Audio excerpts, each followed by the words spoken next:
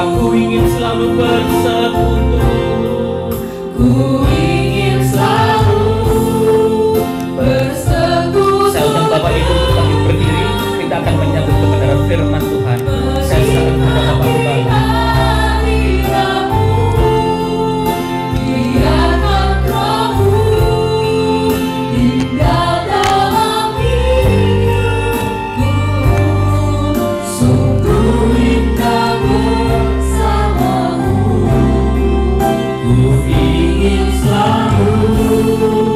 Bersekutu denganmu, menikmati hadiratmu, biarkan rohmu tinggal dalam hidupku.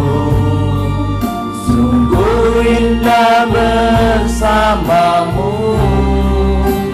selamanya.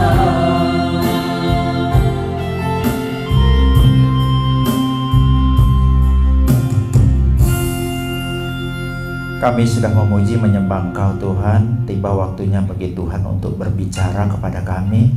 Karena itu Tuhan, pakai hamba-Mu yang penuh dengan keterbatasan, urapan baru terjadi, sehingga apa yang disampaikan benar-benar adalah kebenaran firman Tuhan, jauh dari kata salah dan penyesatan. Tuhan, bagi kami semua yang mendengarkan, biarlah Engkau persiapkan hati kami menjadi tanah hati yang gembur, yang siap menerima kebenaran firman-Mu, sehingga firman-Mu boleh tumbuh dan berbuah dalam kehidupan kami, dan kami boleh menjadi saksi-saksi Tuhan di muka bumi ini. Terima kasih Tuhan, kami tahu ada kuasa jahat yang berusaha mengganggu ibadah kami, mengganggu konsentrasi kami, fokus kami. Karena itu Tuhan, kami bersatu hati menolak kuasanya. Di dalam nama Tuhan kami Yesus Kristus keluar dari ruangan ini. Biarlah hanya kuasa Roh Kudus yang hadir di tengah-tengah kami, bermanifestasi dan menyatakan kuasanya dalam kehidupan kami. Terima kasih Tuhan, berfirman-Lah ya Tuhan, karena kami semua siap mendengarkannya. Haleluya, amin. Silakan dulu.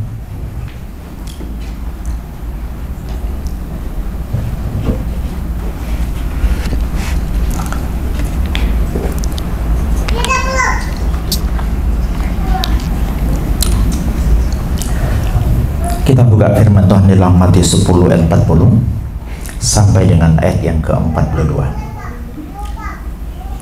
Matius 10 ayat yang ke-40 sampai dengan ayat yang ke-42. Kalau sudah dapat Bapak Ibu baca ayat yang ganjil, saya yang genap ya. Saya mulai. Barang siapa menyambut kamu, ia menyambut aku, dan barang siapa menyambut aku, ia menyambut Dia yang mengutus aku. Barang siapa menyambut seorang nabi sebagai nabi, ia menerima kabar, dan barang siapa menyambut seorang sebagai bangsa, ia menerima upah.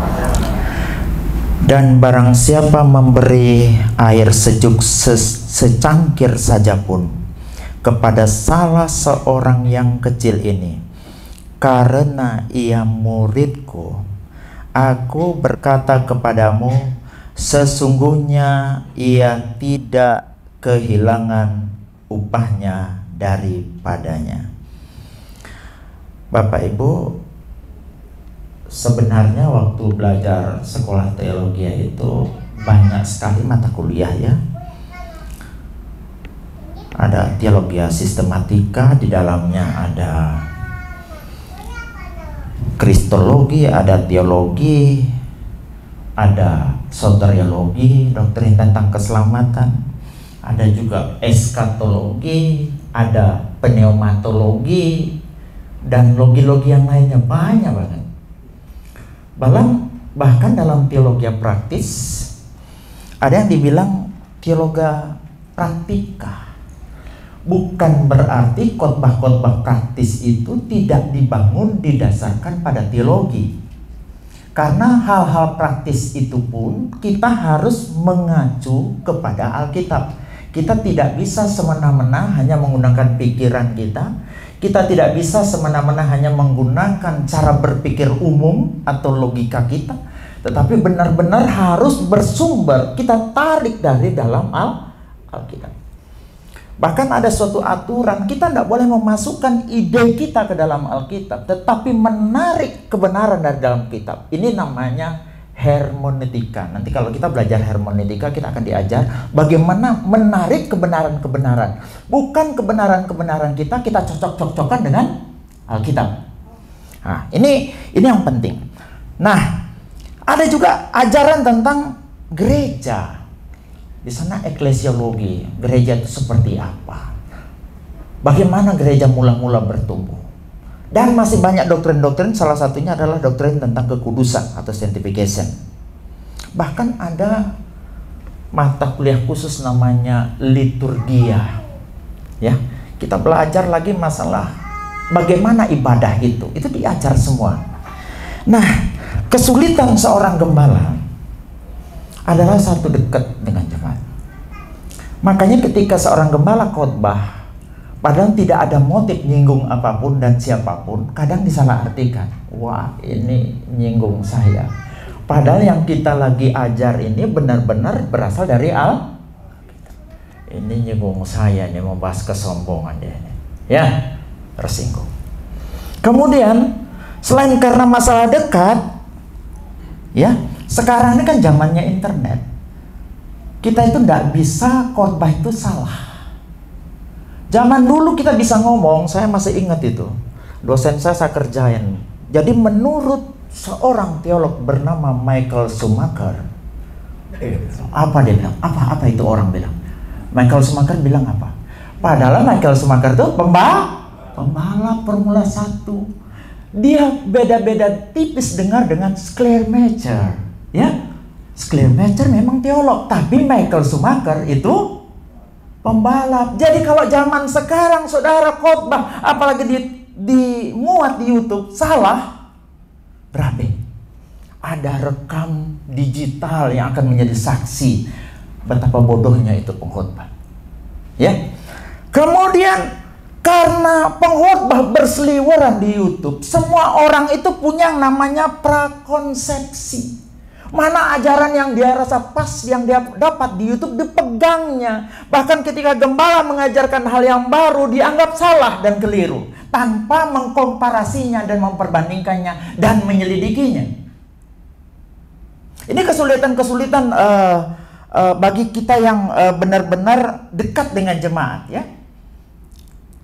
Bahkan dalam perjalanan dari bandara, saya cerita sampai Ezra.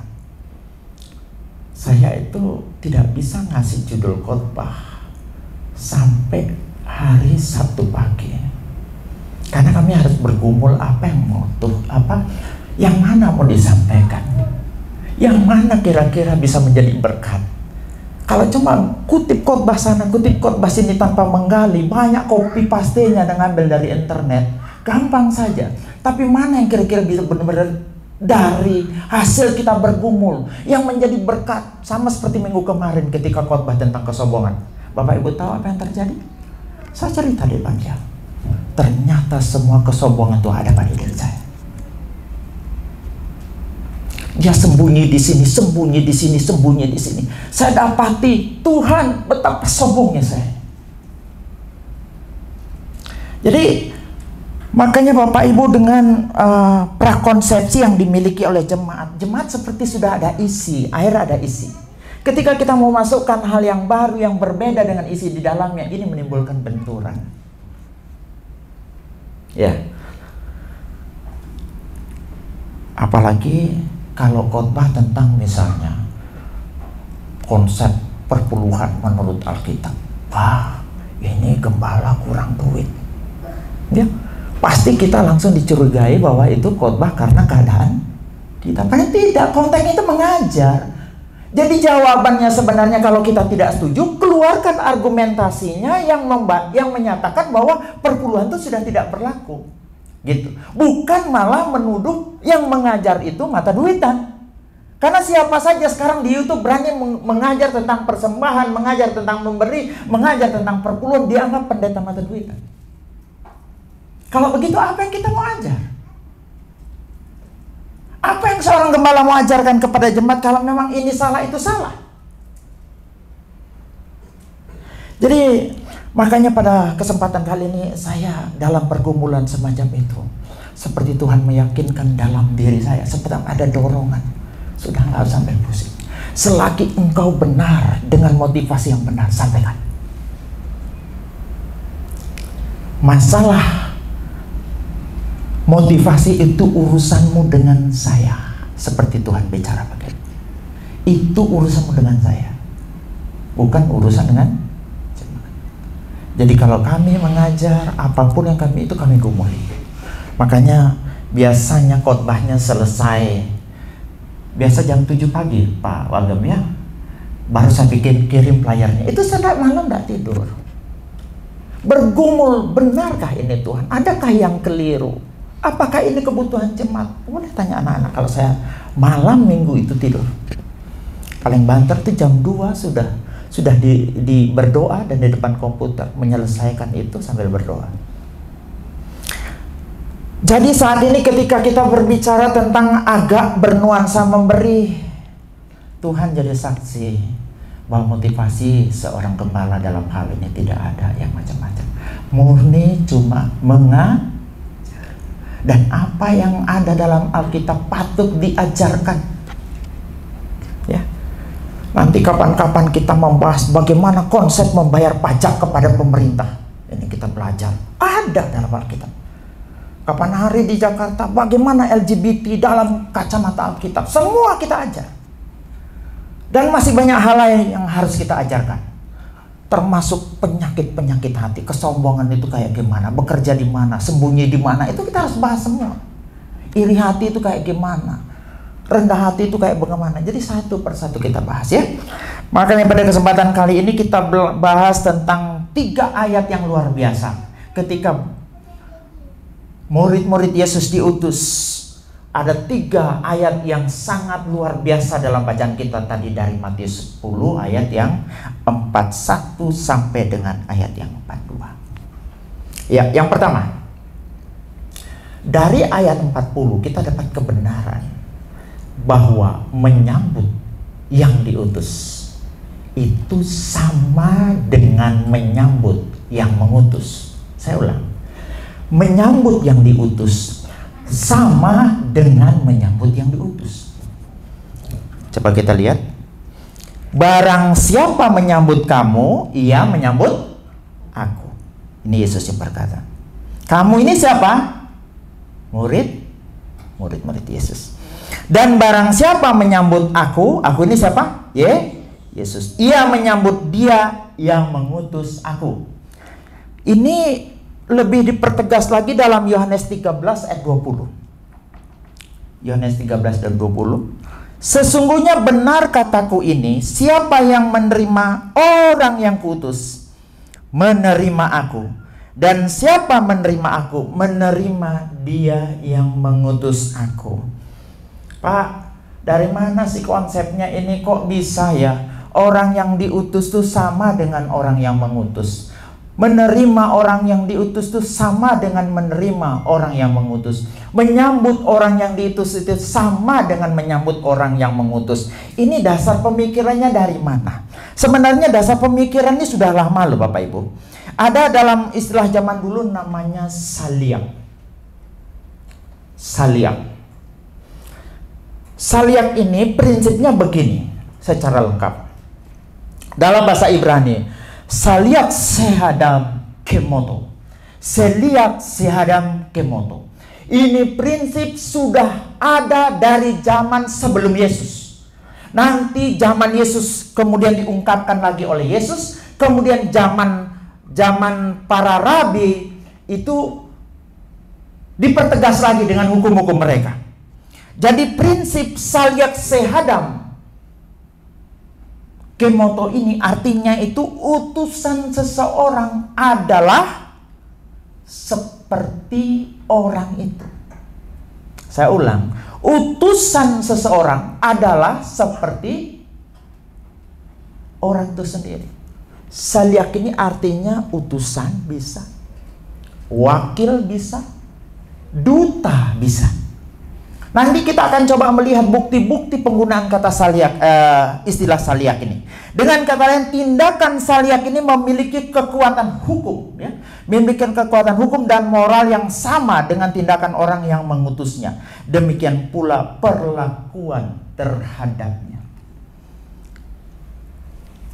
Kalau perlakuannya baik terhadap utusan, berarti perlakuan yang baik terhadap utusan itu berarti baik juga perlakuannya terhadap yang mengutus. Kalau perlakuannya jahat terhadap yang diutus, sama dengan orang tersebut berlaku jahat terhadap yang mengutus. Coba kita lihat bukti-bukti Alkitabnya ya.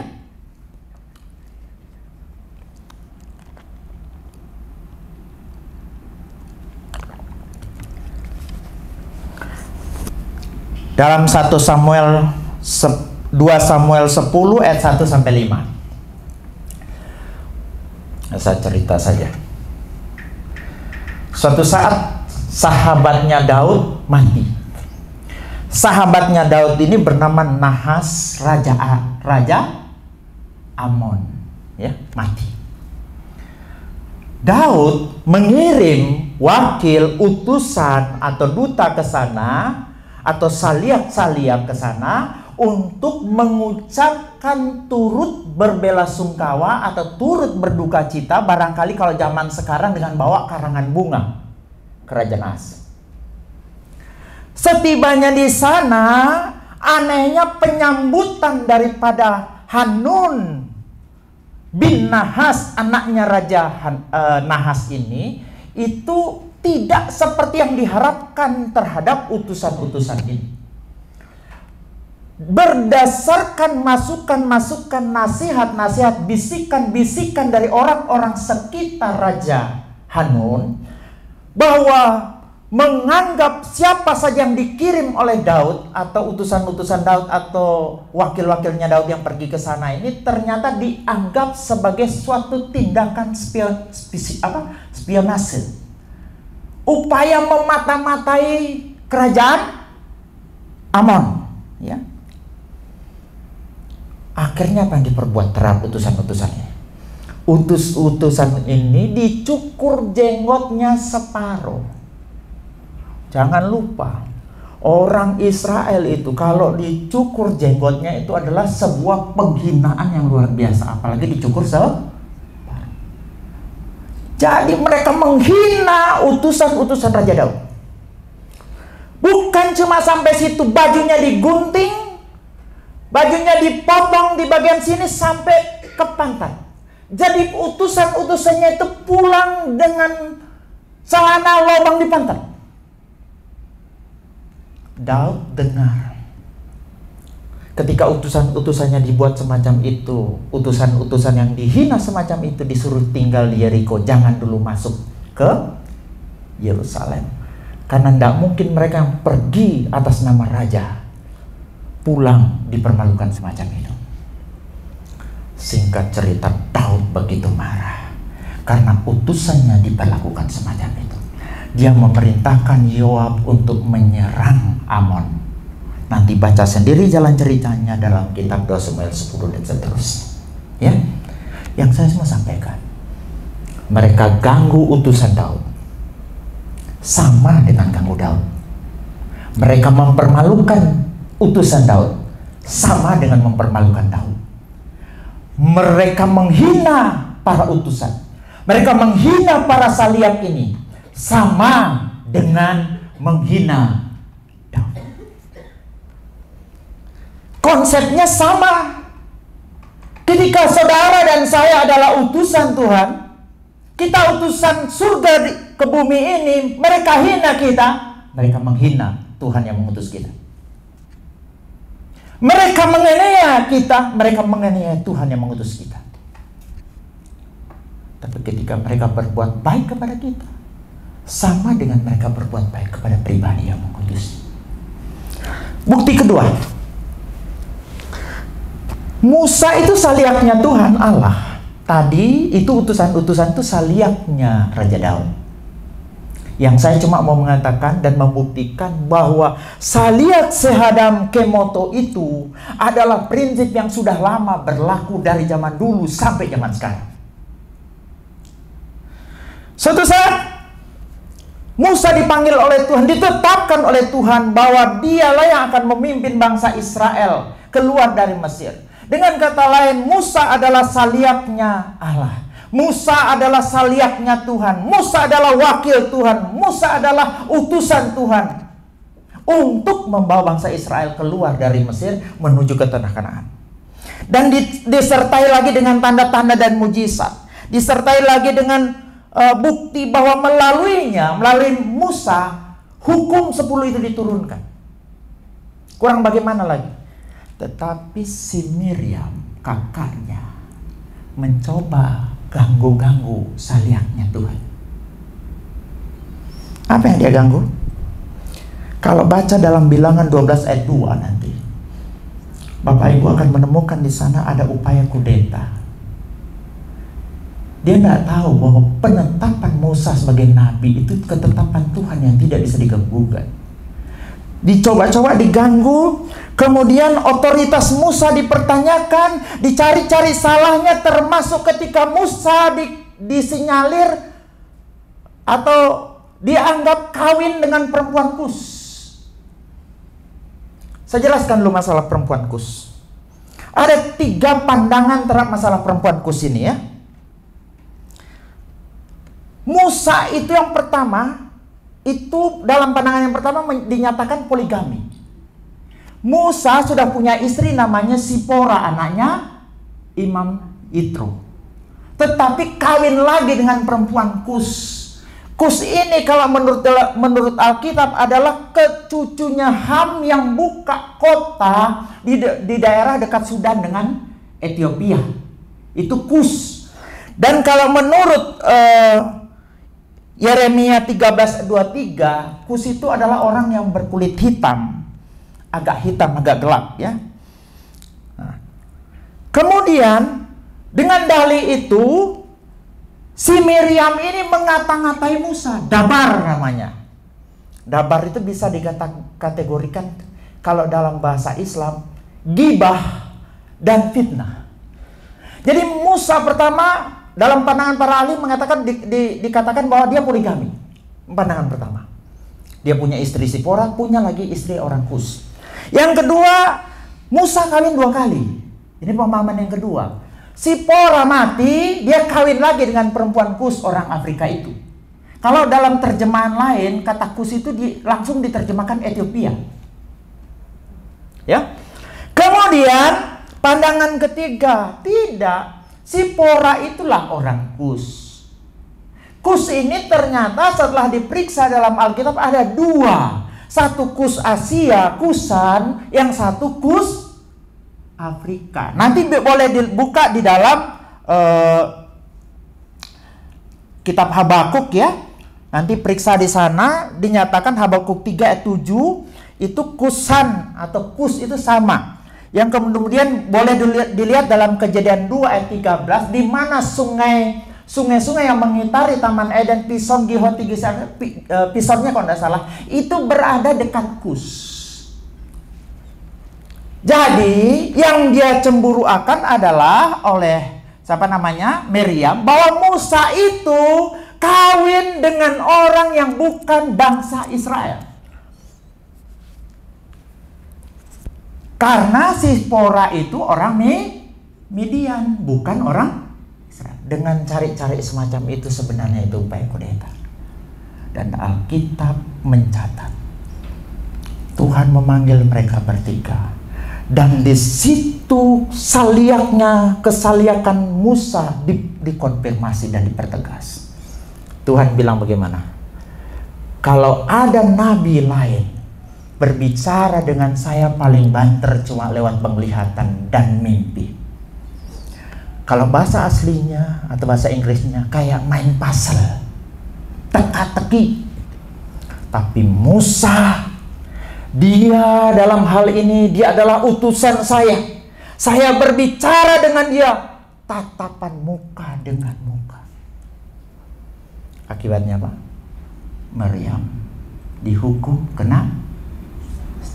Dengan kata lain, perlakuan seseorang kepada saliak Tuhan, saya ulang, perlakuan seseorang itu baik atau jahat terhadap saliak Tuhan, itu langsung terkait dengan orang yang mengutusnya. Perlakuan kita kepada orang yang diutus itu sama dengan perlakuan kita kepada orang yang mengutus, entah itu baik atau jahat. Bisa nangkap ya? Ini konsep saliak. Yang kedua, yang selanjutnya Maryam itu dihukum karena apa?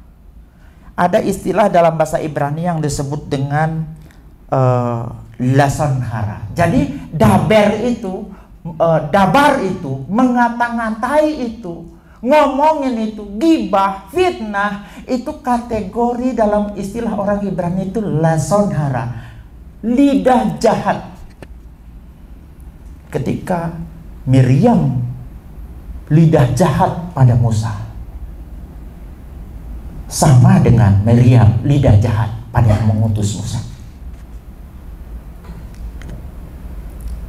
Konsep inilah yang dipegang oleh Daud.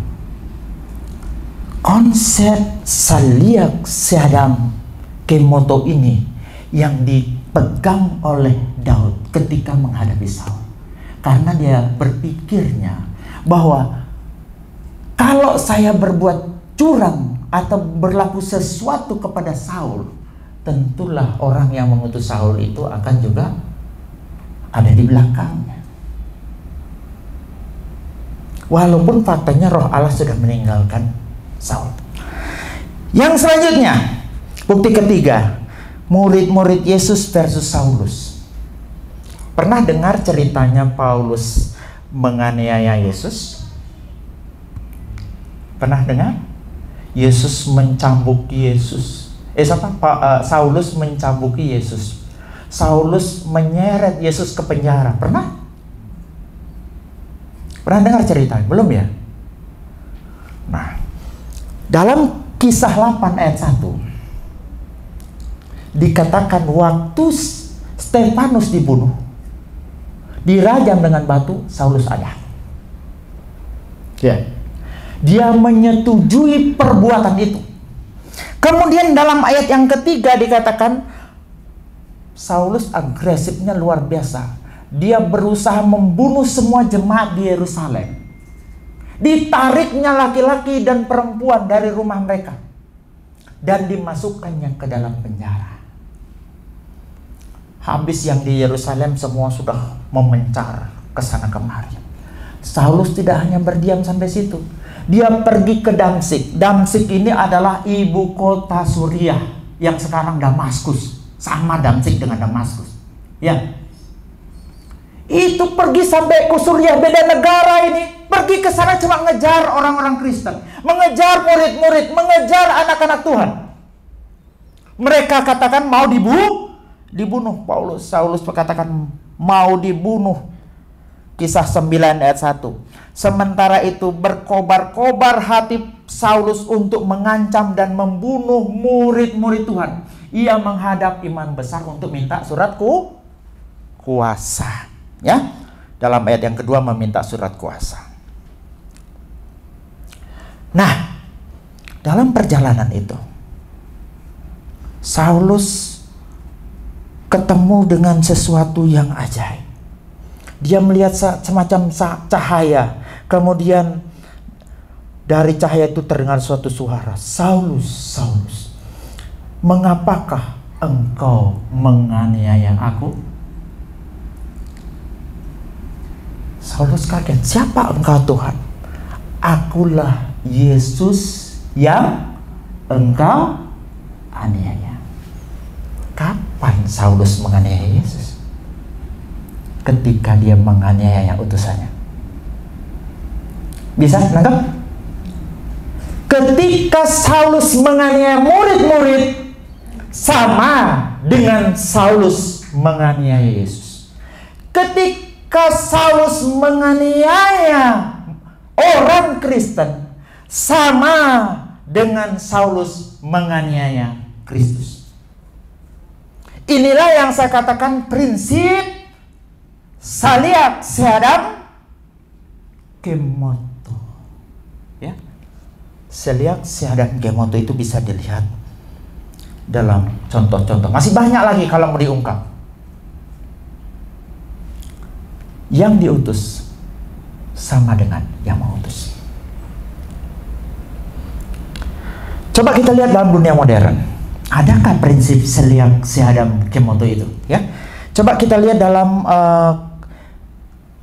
Konvensi Wina tahun 1961 ya. Itu sebenarnya lahir berdasarkan Saliak Sehadam Kemoto. Itu di sana dikatakan utusan negara adalah negara itu sendiri. Saya ulang, utusan negara adalah negara itu sendiri. Kemudian ini yang diterapkan pada sistem kedutaan besar atau konsulat. Ya. Dalam kedutaan besar tersebut biasanya ada yang disebut dengan imunitas pribadi. Saudara, apapun yang dilakukan oleh kedutaan besar dan keluarganya dalam ruang lingkup kedutaan tidak bisa dituntut dengan hukum lokal yang ada di mana negara penerima tersebut menerima kedutaan tersebut. Misalnya seperti jika kedutaan Amerika ada di Indonesia sini, kedutaannya bikin ulah di dalam, mungkin melanggar hukum, tapi yang dikenakan itu bukan hukum Indonesia. Hukum yang berlaku di kedutaan itu berapa luasnya itu adalah hukum negara asal, bukan negara penerima. Yang kedua, itu ada yang istilahnya juga ekstrateritorial. Saudara, walaupun kedutaan itu berada di Indonesia, wilayahnya itu misalnya 50 hektar. 50 hektar itu walaupun berada di wilayah negara penerima, tapi sebenarnya yang 50 hektar itu adalah bagian dari negara asal. Bisa nangkap ya? Makanya bendera yang dikibarkan di situ bendera apa? Kalau kedutaan besar Amerika di Indonesia, bendera yang berkibarnya bendera Amerika. Polisi yang berjaga ya polisi Amerika. Bahkan jika terjadi sesuatu pada kedutaan besar, entah itu persona, perseorangan, atau kolektif, atau sebuah negara bertindak menyerang sebuah negara, itu negara tersebut pasti dipersalahkan karena dianggap menyerang negara asal. Itu disebut dengan ekstrateritorial. Urusan pajak meskipun 50 hektar di sana, tidak bisa Dirjen Pajak datang ke sana mau ngurusi pajaknya situ. Ya, bisa nangkap ya? Tidak ada aturan di negara penerima itu berlaku bagi kedutaan tersebut. Begitu juga imunitas komunikasi. Komunikasi duta besar dan negara pengirim dianggap sakral dan tidak dapat disadap atau diintervensi oleh negara penerima. Dengan kata lain saya mengatakan, prinsip Saliak Sehadam Kemoto itu yang melahirkan Konvensi Jenewa tahun 1961 tentang diplomatik. Artinya apa? Ganggu kedutaan sama dengan mengganggu negaranya. Ganggu duta besar sama dengan mengganggu presidennya.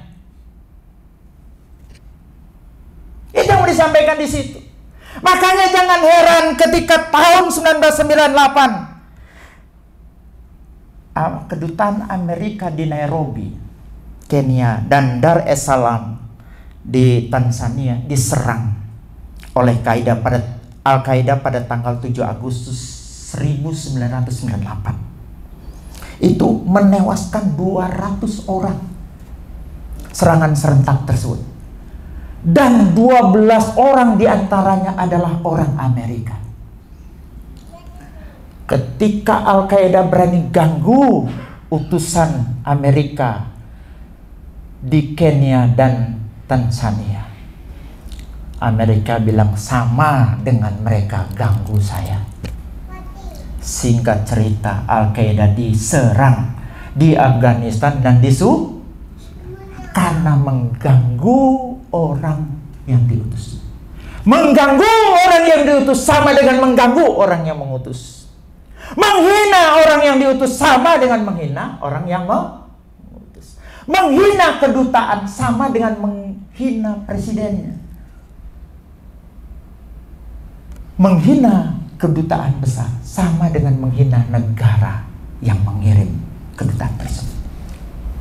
Inilah yang saya bilang katakan prinsip Salia Seadam Kemoto. Ingin bukti lagi? Tanggal 1 April kemarin, diam-diam Israel sikat tuh barang. Konsulat Jenderal Iran atau kedutaan Iran yang berada di Suriah, di Damaskus. Israel pinter, di situ ada 2 gedung. Gedung yang satu gedung kedutaan, yang satunya lagi bukan. Yang dia sikat ini yang bukan. Sehingga kurang lebih menewaskan 16 orang. Dan di dalam yang tewas itu adalah perwira-perwira tinggi, ya. Perwira-perwira tinggi termasuk Muhammad Reza Zahedi dari pasukan Quds, ya. Bagian dari IRGC, ya, Iran. Israel menyerang kedutaan Iran. Iran marah? Marah. 2 minggu kemudian, 14 hari kemudian, tanggal 14, Iran menyatakan balas dendam. Dikirimlah 300 rudal dan pesawat nirawak yang menyerang Israel. Belum ditambah lagi dengan serangan-serangan dari proksi-proksi daripada Iran. Contohnya Houthi dan Hizbullah. Kalau mungkin saya perlu jelaskan apa itu proksi. Proksi itu orang-orangnya Iran. Jadi Hizbullah itu sebenarnya orangnya Iran. Sama dengan Houthi di Yaman, ya. Yang dari Iran toh. Itu jumlah rudal yang ditembakkan dengan drone itu 300 lebih. Kenapa? Karena Israel ganggu dutanya. Israel ganggu utusannya. Israel ganggu wakilnya. Mengganggu utusan sama dengan mengganggu orang yang mengutus. Inilah dikenal dengan prinsip Salia Seadam Kemoto.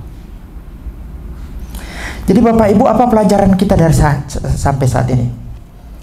Yesus itu mengatakan, siapa yang menerima kamu, menerima aku. Sebenarnya prinsip ini sudah lama, ya, prinsip ini sudah lama. Jadi cuma banyak orang sekarang mulai mengaburkan dan menganggap otoritas, legalitas daripada seorang utusan tidak sama dengan orang yang mengutus, terutama di gereja. Seorang hamba Tuhan itu adalah utusan Tuhan. Seorang hamba Tuhan itu adalah utusan Tuhan. Bahkan nanti kalau buka di dalam Kisah Rasul 20 ayat 28, seorang gembala itu adalah ketetapan Tuhan. Coba kita buka. Karena itu jagalah dirimu dan jagalah seluruh kawanan, karena kamulah yang ditetapkan Roh Kudus menjadi penilik. Penilik itu gembala, ya, untuk mengembalakan jemaat Allah. Coba saya ulangi. Kamulah yang ditetapkan Roh Kudus. Jadi seorang gembala itu didasarkan pada ketetapan Roh Kudus, bukan cuma sakara PDW. Dalam kacamata organisasi mungkin dilihat, oh dia ini sudah ditetapkan, di SK-kan di sini. Tapi dalam kacamata rohani dia itu ditetapkan Roh Kudus. Gembala itu juga seorang panggilan karena dia saliak, dia ditetapkan Tuhan. Anda tahu mau masuk sekolah teologi itu yang mendaftar itu ratusan, yang di wisuda tinggal 8. Bangun jam 4 subuh, tidur jam setengah 11 malam. Dari pagi harus doa, baru besok kebaktian, kuliah sampai jam 6 sore, belajar lagi di atas. turun lagi ibadah sampai jam 11 malam. Dan itu dilakukan bertahun-tahun. Kalau sekarang enak, 4 tahun saya dengar udah kelar, dulu 6 tahun. Kalau tidak, panggilan sudah bergelontoran, berguguran. Tak boleh pacaran 3 tahun. Ketahuan pacaran, pecat keluarga.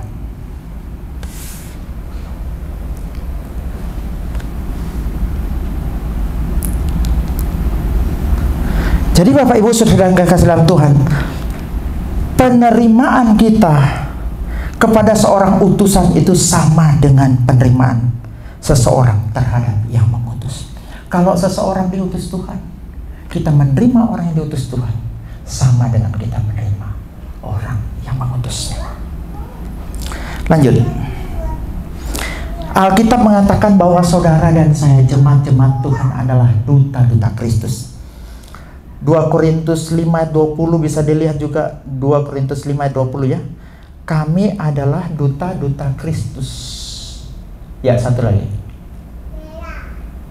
Ketika orang di dunia ini memperlakukan saudara dan saya, mereka menyakiti saudara dan saya, mereka menganiaya kita, memusuhi kita, jangan lupa, mereka sedang memperlakukan hal yang sama kepada orang yang mengutus kita. Amin.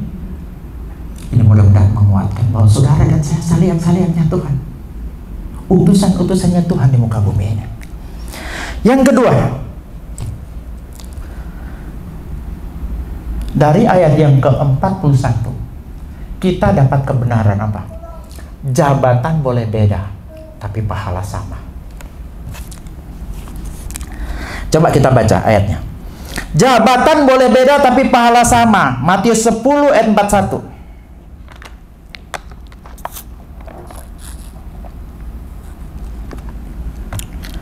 Barang siapa menyambut, kata yang digunakan apa? Dekomai. Seorang nabi sebagai nabi, ia akan menerima upah nabi. Dan barang siapa menyambut seorang benar sebagai orang benar, ia akan menerima upah orang benar. Kalau dalam terjemahan lain, siapa yang menerima? Kata dekomai tadi diterjemahkan oleh terjemahan baru sebagai menyambut. Tapi dalam terjemahan lain, kata dekomai itu diterjemahkan menerima. Nah, persoalannya kalau arti dekomai itu cuma menyambut dan menerima, bukankah ini cuma tugas aser? Kalau memang maknanya cuma semacam itu. Jadi kalau ada nabi lewat, mari Pak. Apakah maknanya cuma itu kata dekomai? Dekomai itu maknanya dalam. Ini kalau antonimnya, lawan katanya itu adalah menolak. Yesus ditolak di Nazaret. Ya. Kapan hari kita belajar tentang menyampaikan kebenaran firman Tuhan di tengah penolakan? Salah satu yang menyebabkan Yesus ditolak di Nazaret adalah karena status sosial, otoritas, dan legalitas, kedekatan. Ada berapa poin kemarin itu ya? Jadi arti dekomai, saudara menerima orangnya. Ini arti menerima. Karena kalau saudara tidak terima orangnya, apapun yang keluar dari mulutnya saudara akan terima. Sama seperti ketika Yesus pulang ke Nazaret, yang merupakan kampung halamannya sendiri.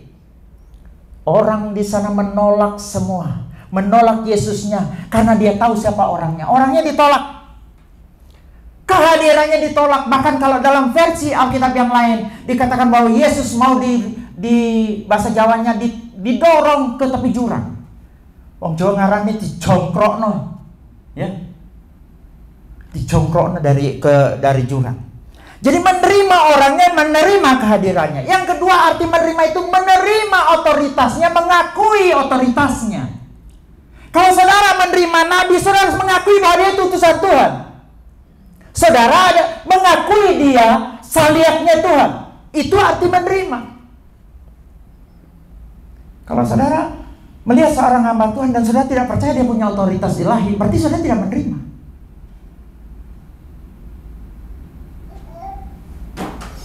Yang ketiga, mengikuti apa yang diajarkan. Nanti boleh dilihat dalam Yohanes 17 ayat 8, 1 Tesalonika 2 ayat 13. Yesus ngomong begini, Bapak, mereka telah menerima apa yang aku ajarkan. Berarti menerima itu mau melakukan, setuju dengan apa yang diajarkan dan melakukan apa yang diajarkan. Ini kata dekomai ini. Dan yang selanjutnya mempunyai makna memperlakukan sebagai mestinya. Kalau dia nabi, perlakukan dia sebagai nabi. Karena banyak orang sekarang salah. Dia nabi diperlakukan sebagai Tuhan, salah. Tapi kalau dia nabi diperlakukan sebagai babu, salah. Ya, nabi itu ya harus diperlakukan sebagai. Ini yang harus kita pahami baik-baik masalah. Coba kita lihat di dalam terjemahan lain masalah itu. Dalam New King James Version-nya kita lihat,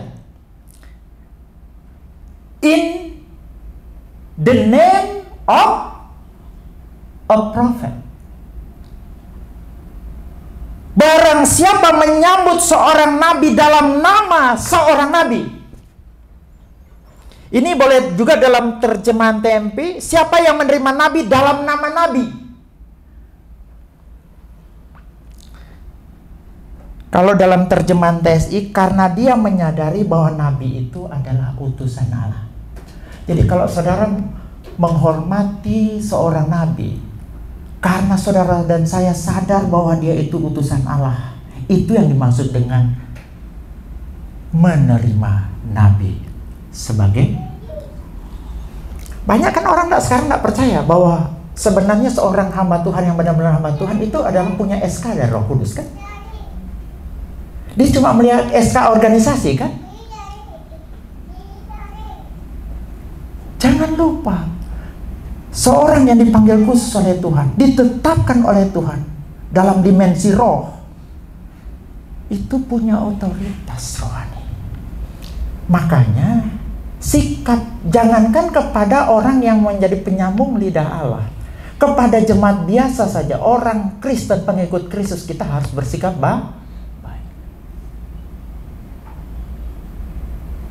Ya. Dulu di Amerika, kalau ditanya profesi apa yang paling dihormati, 25 tahun yang lalu, yang bercokol pada posisi puncak itu adalah pendeta dan pemimpin agama. Yang kedua, dokter. Yang ketiga, guru. Yang keempat, pengacara. Yang keempat, tentara, veteran. Yang keenam, petani. Yang ketujuh, wartawan, dan seterusnya. Tapi kalau sekarang survei yang terbaru sudah 22 tahun ini, pendeta itu tidak masuk 10 besar. Yang pertama itu dokter dan tenaga medis.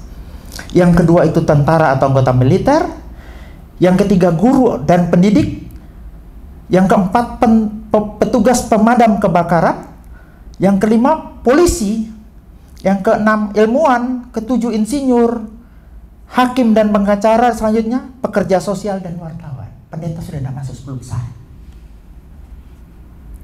Ada apa penyebabnya? Pertama, sekularisme. Orang sekuler tidak percaya pada saliak. Bisa nangkep? Mereka tidak percaya pada saliak. Mereka tidak percaya pada ketetapan Roh Kudus. Mereka tidak percaya bahwa saliak-saliak itu ada Tuhan di belakangnya. Yang pertama. Ini karena gerakan sekuler yang memicu agnostik dan ateisme. Yang kedua, memang banyak juga pendeta-pendeta palsu. Ini yang pemicu salah satunya. Bikin skandal-skandal besar, pada akhirnya pendeta sudah tidak bisa dipercaya. Teriak-teriak tentang uang dari mimbar, memang motifnya uang. Bukan karena konteks mengajar. Inilah yang menyebabkan jabatan itu kemudian tidak dihargai. Di Indonesia Timur, Bapak Ibu, berapa tahun yang lalu itu, kalau Bapak Ibu tahu pendeta pakai jubah, mau perang orang di sana kanan kiri. Saya masih ingat tahun 96 ketika saya ke Kupang. Itu Ibu Pendeta Sonya, gembala GKIN di Kupang itu, saya KKR di sana, boleh tanya dia. Dan ibu itu dimenangkan untuk jadi pendeta pas KKR itu. Saya lupa, cuma dia yang bersaksi di gereja.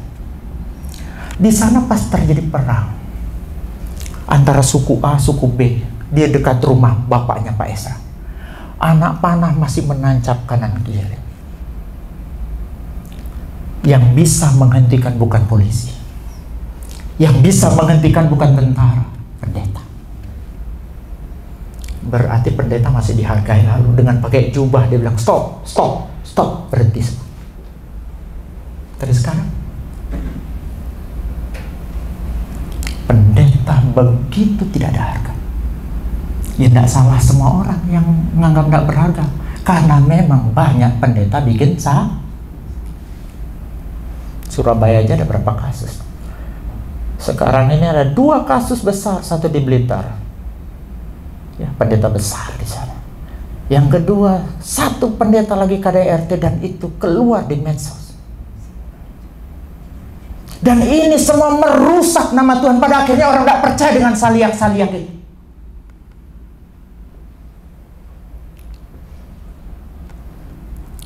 Tapi kita sebagai jemaat Tuhan juga harus jangan generalisasi. Ya. Kalau Bapak Ibu ketemu orang Ambon di Mojokerto hitam, di Surabaya hitam, di Palu hitam, di mana lagi, di Banjarmasin hitam, di Medan hitam, tidak bisa juga kita ambil kesimpulan semua orang Ambon hitam. Kenapa? Karena belum semua orang Ambon kita temui. Baru 5 sudah bilang semua. Sama kan kalau perempuan sakit hati? Semua laki-laki sama. Siapa suruh pacaran sama semua orang? Padahal pacaran baru 2 orang, dia bilang semua laki-laki sama. Ada yang beda, Pak. Ya. Siapa menerima seorang nabi sebagai nabi? Artinya benar-benar dengan kesadaran bahwa dia itu adalah saliaknya Tuhan, akan menerima upah nabi. Ya. Artinya apa? Untuk terima upah nabi, kita tidak perlu jadi nabi. Saya ulangi maksud ayat ini. Untuk terima upah nabi tidak perlu semuanya jadi, karena nabi itu panggilan dan ketetapan. Saudara memaksakan diri juga mau jadi nabi, baru sekolah teologi saudara sudah berguguran. Itu panggilan. Banyak kan orang meremehkan orang sekolah teologi. Paling nggak lulus. Kalau dia nggak lulus di tempat lain barangkali baru dia pergi ke sekolah teologi. Seolah-olah sekolah teologi itu sekolah paling gampang. Ini gara-gara banyak sekolah teologi murahan sekarang. 1 tahun jadi STH. Setelah saya tanya, saudara tahu sekolah teologi itu ada pembentukan moral di dalam. Sekolah-sekolah lain Anda mau selingkuh bersinah tidak masalah, betul? Tapi sekolah teologi tidak bisa. Kita jadi contoh teladan. Jadi yang dibentuk bukan cuma otak, tetapi karakter, teladan itu yang perlu dibentuk. Makanya tidak perlu jadi nabi untuk dapat upah nabi. Ternyata dengan kita menerima seorang nabi, engkau menerima orangnya, engkau menerima ajarannya, engkau melakukan apa yang diajarkannya, ya, engkau menerima upah nabi. Amin.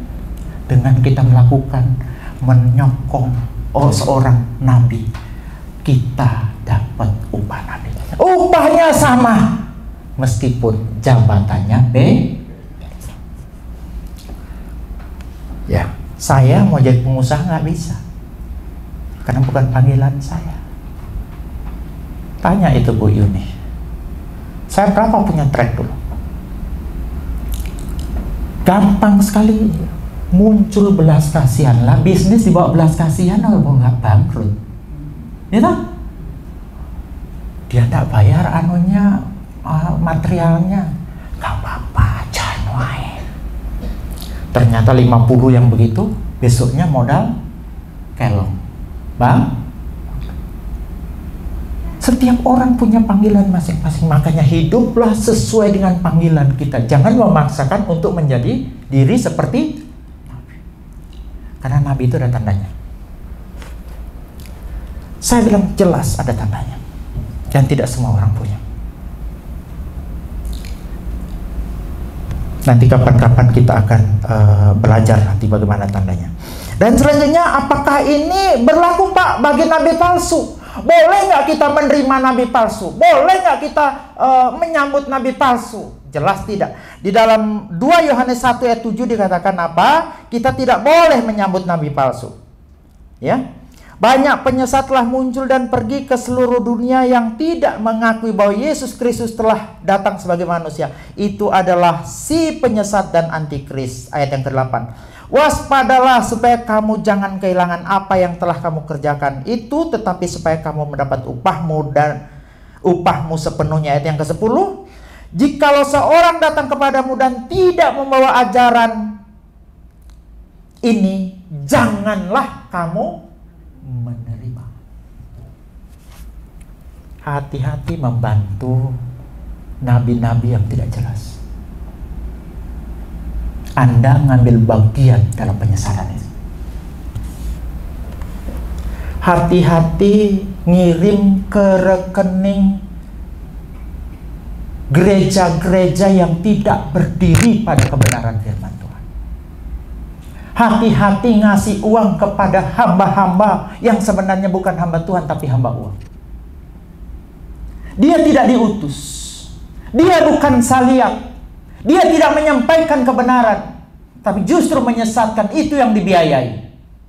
Alkitab katakan kita ambil bagian di dalam dosa yang dibuatnya. Tapi sebaliknya, Alkitab menyatakan kalau ada seorang saliak yang benar-benar melayani, nanti boleh dibuka di dalam 1 Korintus 15 ayat 53. Karena itu saudara-saudaraku yang kekasih, berdirilah teguh, jangan goyah, dan giatlah selalu dalam pekerjaan Tuhan. Sebab kamu tahu bahwa dalam persekutuan dengan Tuhan jerih payahmu tidak sia-sia. 1 Timotius 5 ayat 17. Penatua yang baik pimpinannya patut dihormati 2 kali lipat. Saya jadi bingung ini memahami ini. Apakah kalau ketemu seorang hamba Tuhan yang benar-benar 2 kali ini? Atau bagaimana? Terutama yang apa? Mereka yang dengan jerih payah berkhotbah dan mengajar. Kalau nabi palsu, no. Orang yang tidak jelas ajarannya, no. Tapi kalau saudara merasa itu memang benar-benar dia adalah saliak Tuhan, ketika Anda melakukannya, engkau mendapat upah yang dia kerjakan. Walaupun jabatan beda, tapi upah bisa sama. Jabatan kita bukan nabi, tapi kita bisa dapat upah nabi. Yang terakhir, sedikit lagi yang terakhir. Ayat yang ke-43. Ya. Tuhan tidak abaikan meskipun itu tindakan kecil dan bagi orang kecil. Kata air sejuk secangkir dalam terjemahan baru, dalam Matius 10 ayat 42, dan barang siapa memberi air sejuk secangkir saja pun kepada salah seorang yang kecil ini, karena ia muridku, aku berkata kepadamu sesungguhnya ia tidak akan kehilangan upahnya daripadanya. Air sejuk secangkir ini sebenarnya adalah tindakan yang sangat sederhana dan tampak tak berarti oleh dunia. Air sejuk secangkir, dalam terjemahan lain itu air dingin. Tapi kalau zamannya Yesus kan belum ada kulkas ya. Jadi diterjemahkan dalam bahasa Indonesia air sejuk. Tapi kalau bahasa aslinya itu air dingin. Nah, air dingin secangkir saja yang tidak dipanasi, tidak diisi gula, tidak diisi kopi, itu Tuhan perhitungkan. Apalagi yang diisi gula dan diisi kopi, kan begitu? Tindakan yang sederhana dan kecil aja Tuhan perhitungkan dan tidak lupa. Apalagi sebuah tindakan yang besar dalam kacamata Tuhan. Secangkir, ini bukan segalon loh. Apalagi yang ngirim segalon. Air sejuk segalon. Kalau secangkir harganya 500.000 rupiah, 1 galon harganya 25.000 kalau yang ori. Kalau saya kan pakai apa ini? Yang isi ulang 7.000. Ya.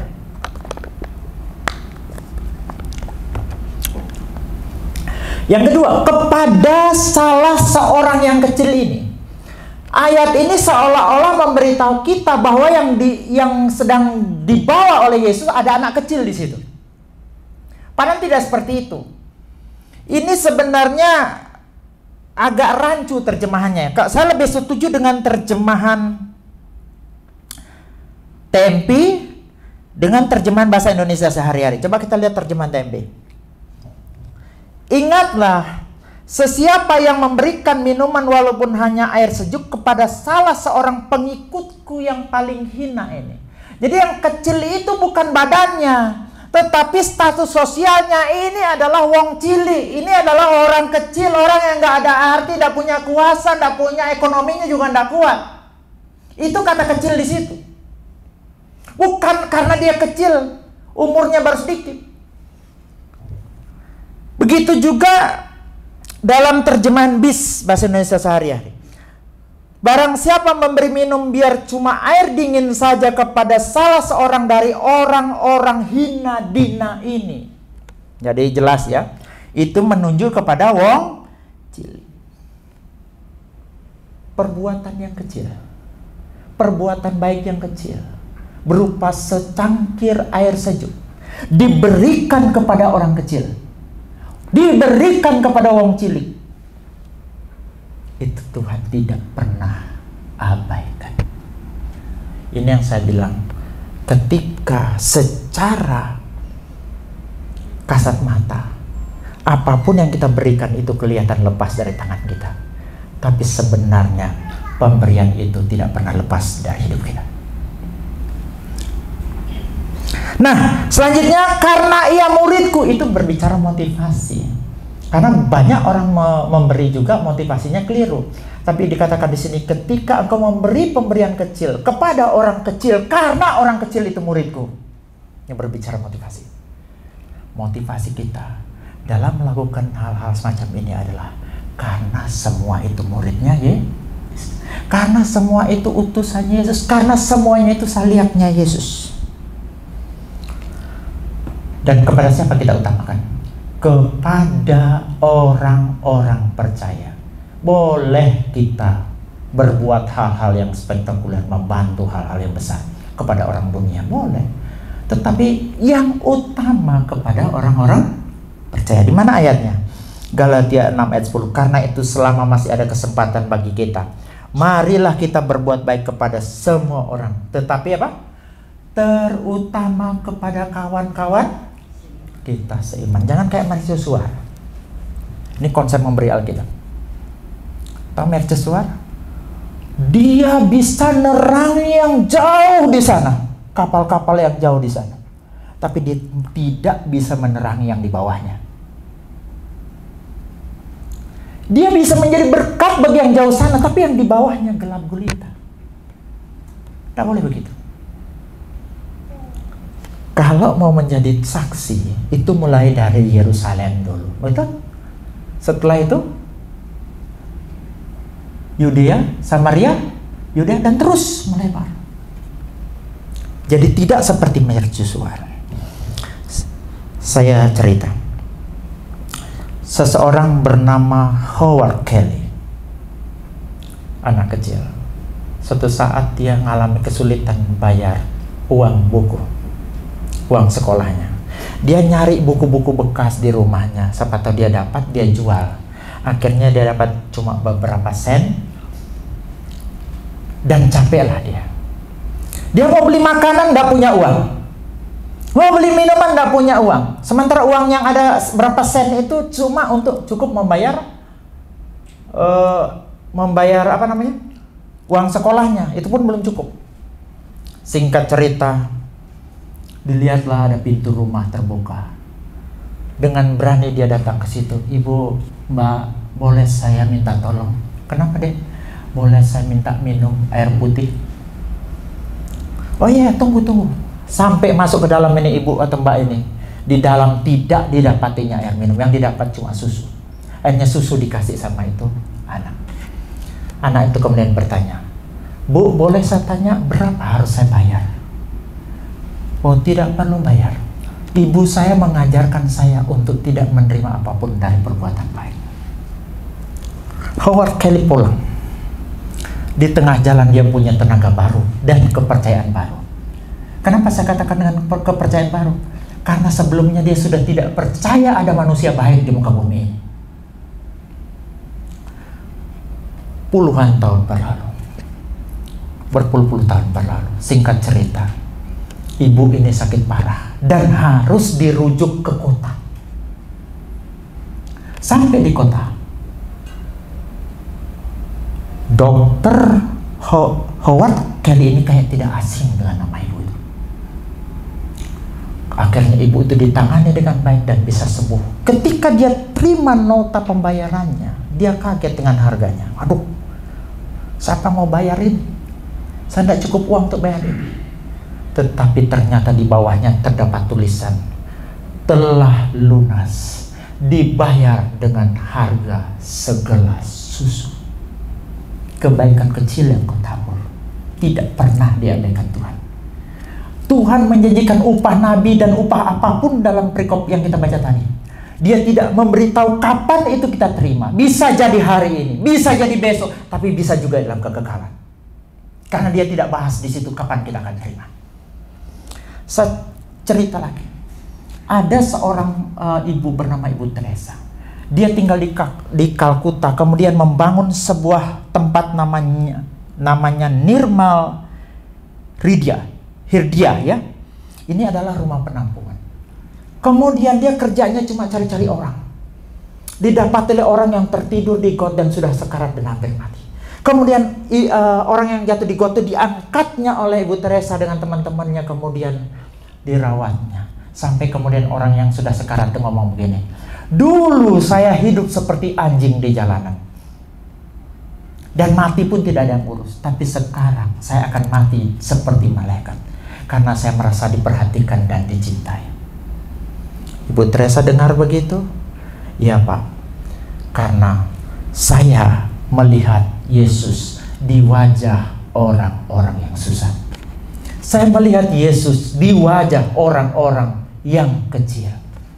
Saya melihat Yesus di wajah-wajah orang yang berkekurangan. Kemudian singkat cerita, apa yang dilakukan Ibu Teresa ini menjadi inspirasi. Sehingga pada tahun 1979 dia dapat hadiah Nobel atas apa yang dilakukan. Intinya dia bilang begini, tindakan kasih sekecil apapun ketika dilakukan dengan cinta adalah cara kita menjamu Yesus di bumi ini. Saya ulang, tindakan kasih sekecil apapun ketika dilakukan dengan cinta adalah cara kita menjamu Yesus di bumi. Ketika engkau ngasih orang lain air putih, engkau menjamu Yesus. Ketika engkau menolong orang susah, engkau menjamu Yesus. Pemberian kecil kepada orang kecil tidak akan pernah Tuhan abaikan. Satu cerita Bapak sebelum saya tutup. Leo Tolstoy dalam dengan kisah ini sering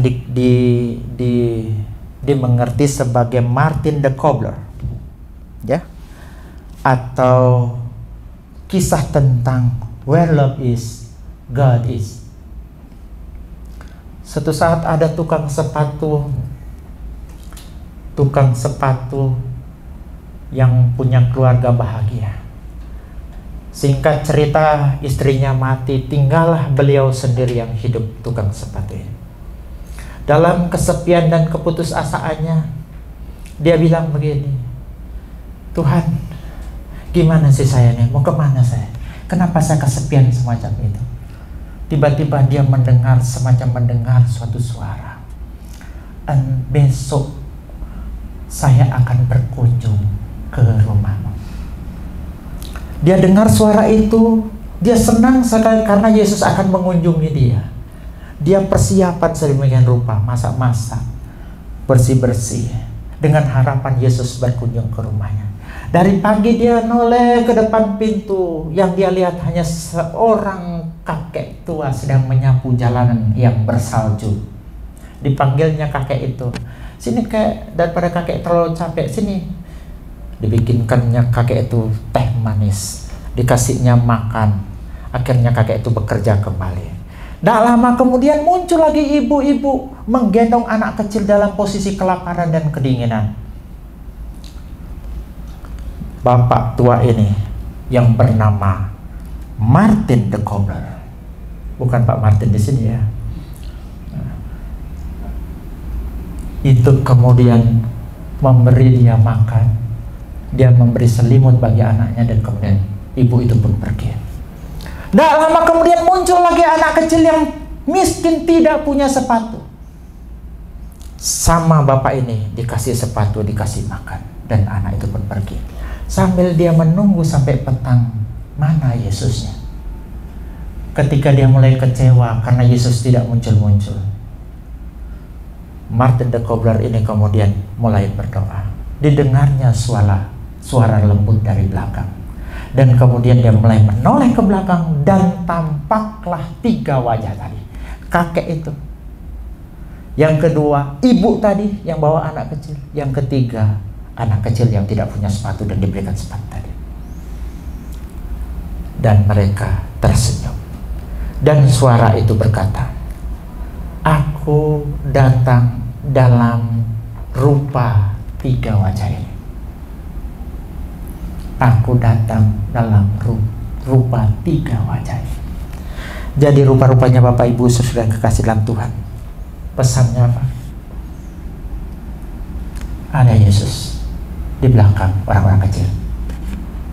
Ketika engkau perlakukan mereka dengan baik, engkau memperlakukannya untuk Tuhan kita. Dalam Matius 25 ayat 40 dikatakan begini, dan raja itu akan menjawab mereka, aku berkata kepadamu, segala sesuatu yang kamu lakukan untuk salah seorang dari saudaraku yang paling hina ini, kamu telah melakukannya untuk aku. Amin. Ada 3 pelajaran. Menerima utusan sama dengan menerima yang mengutus, ayat yang ke-40. Yang kedua, jabatan boleh beda, tapi pahala bisa sama. Yang ketiga pelajarannya, Tuhan tidak abaikan meskipun itu tindakan kecil dan bagi orang kecil, ayat yang ke-42. Pesannya apa? Ada Yesus di belakang orang yang diutus, ada Yesus di belakang orang kecil dan hina. Perlakukan mereka sebagaimana mestinya, karena pahala sama meski jabatan berbeda, karena pahala tetap ada meskipun kebaikan yang sederhana. Tuhan Yesus memberkati.